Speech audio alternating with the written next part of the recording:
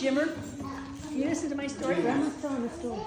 Grandpa Harry was a carpenter and he worked with wood. Jimmer. Well, this funny thing happened every single Christmas. A couple of weeks before Christmas, Dad would come home from work and he would go into the eat his dinner and go into the basement. And we liked to be with our dad, so we started down the stairs and Mother would say, no, you can't go downstairs. Well, why can't we go downstairs and be with Dad? He's home from work. No, Dad wants to be alone right now. So Dad would go downstairs and be alone, and we would sit up there and wonder what Dad was doing. And he would do this every night for a couple of weeks. And we would just sit there and listen and wonder. And sometimes we'd hear cat, cat, cat, cat, cat like the hammer. And sometimes we would hear zzz, zzz, zzz, zzz, like a saw. And sometimes we would hear zzz, like sandpaper, and we couldn't figure out what our dad was doing. And every night he'd come home and eat his dinner and go downstairs, and we'd start to follow him downstairs. And Mom would say, no, you can't go downstairs. Your father's busy and he doesn't want you to come down. Well, sometimes we would go over to the top step, and that was as far as we could go. And we would sit down and put our hands, our chin in our hands, and dream about what our dad was doing. And when we were that close, sometimes we could smell the fragrance of sod pine. That smells so good. And sometimes we could smell the smell of fresh paint. That was a good smell too. And sometimes we would smell oil, and sometimes we would hear scissors. And it was such a puzzlement. We didn't know what our dad was doing. But we figured it out pretty quick. He was making something for Christmas. And yeah, we were excited what Santa Claus was going to bring us. But we were more excited about what our dad was doing in the basement. And one year before I was even born, our dad made, and he always made something for us to share. He made a little white rocking chair with spars in the back and rockers, and we all took turns rocking our baby dolls. The baby doll's gone, but we'd take turns rocking our baby dolls in this little rocking chair, and I loved it. The first year that I remember, after our dad spent weeks in the basement, Christmas morning, here was a beautiful rocking horse. It was about this high, and it was a paint. Anyone know what a paint horse is? What kind of horse is a paint? Spotted dots. Huh? Spotted dots. Spotted. It was white with black spots all over. And this horse was so cool. It had a real horsehair mane, like hair, and a real horsehair tail. I thought it was fun to get my brush and to brush the horse's tail and to brush the horse's mane. But he was kind of wild to ride on. Whoa! We'd go back and forth and back and forth. And actually, sometimes we would go clear over and land on our heads. But we were so happy with this rocking horse that our dad had made us for Christmas. I think the next year, when we waited and waited and waited and Christmas morning came, there was a little table with benches that we could sit on and have tea parties. And I'll bet you that most of you in this room have sat at that table for a tea party. In fact, 2 of you sat here on the benches right here tonight that my dad made for us when we were little tiny kids, and we loved that table and benches, and we used them all the time. The next year, Christmas morning, we found a little bunk bed for dolls, about this high. It was 2 levels, and we could put our dolls on that little bunk bed to go to sleep at night. We used that for many, many years.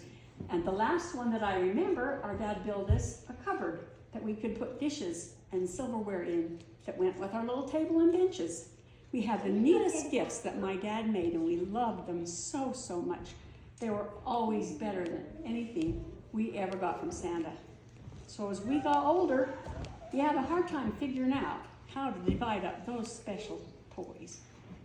So Aunt Joan, she got the rocking horse, and she got the bunk beds, and I don't know how she got 2 things. That wasn't really fair.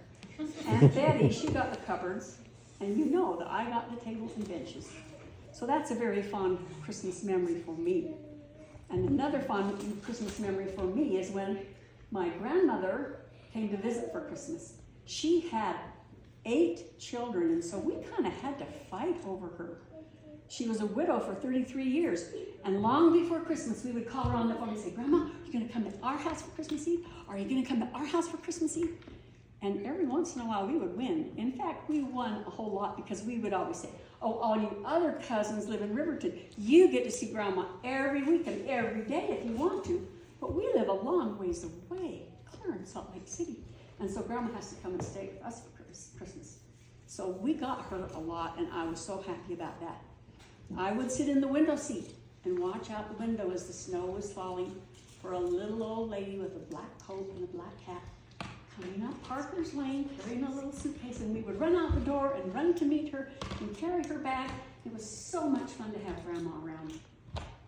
The reason we really, really liked her to come is because she would tell us stories.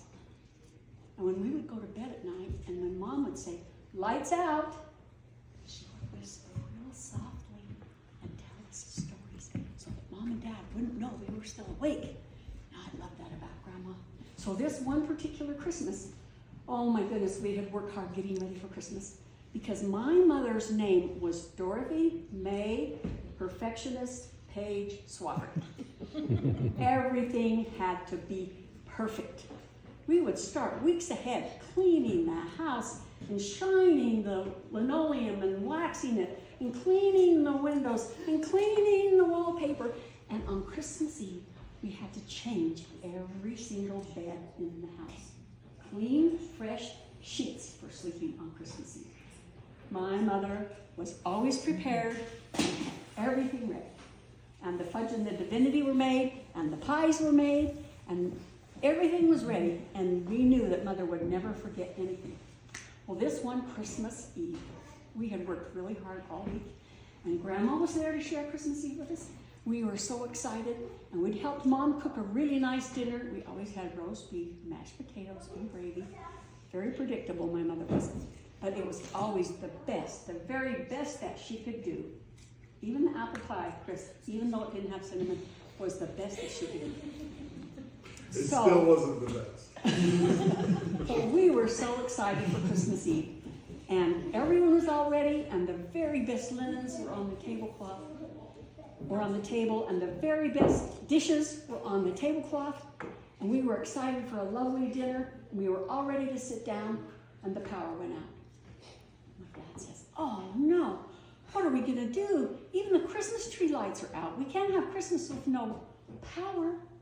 And my mother, who was Dorothy May Prepared Page Swafford, said, hold on. And she went to a drawer in the kitchen where she kept emergency supplies and pulled out a whole box of candles and stuck them in teacups, lit all the candles and brought them to the table. And we had Christmas dinner by candlelight. I had never had a candlelight dinner before, and I was so excited that we could have dinner by candlelight. That was just amazing. Oh, it was a special dinner. And it's not usually me, but I ate so slowly that night, just to make it last. And it was a wonderful, wonderful dinner. And the power still wasn't on. We looked outside and the snowflakes were falling and the lights were sparkling with the candles and the house looked so beautiful even though the tree lights weren't on. So my dad said, okay, this is what's next. And he took us all in the living room, and by candlelight, he got out the scriptures and read the story of the birth of the Savior. And I had heard that story before, but I had never heard it like that. For some reason, it just seemed like the angels were sitting in amongst the candles with us that night as we talked about the Savior. It was one of the most special Christmases that I remember. And then I got to go to bed with Grandma. That was the best of all. So that's one of my favorite Christmases. Have some of you thought